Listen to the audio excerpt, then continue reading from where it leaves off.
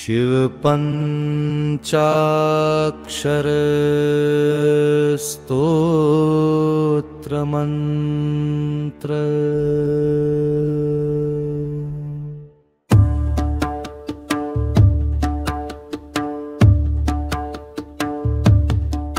नागेन्द्रहाराय त्रिलोचनाय भस्मांगरागाय महेश्वराय नित्याय शुद्धाय दिगंबराय तस्मै नकाराय नमः शिवाय।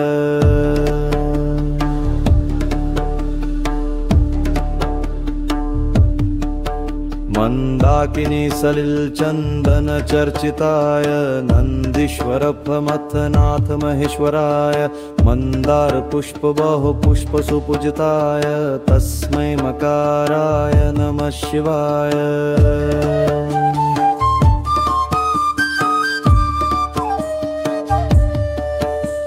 शिवाय गौरी वदनाब्जुरिन्द सूर्याय दक्षाध्वरनाशकाय श्रीनीलकण्ठाय वृषध्वजाय तस्मै शिकाराय नमः शिवाय।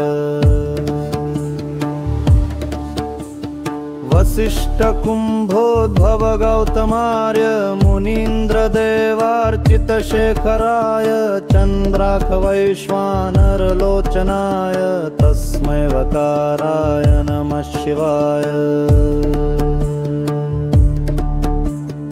यक्षस्वरूपाय जदाधराय पिनाकहस्ताय सनातनाय दिव्याय देवाय दिगंबराय तस्मै यकाराय नमः शिवाय। पंचाक्षरमिदं पुण्यं य पठेत् शिवसन्निधौ शिवलोकमवाप्नोति शिवेन सह मोदते।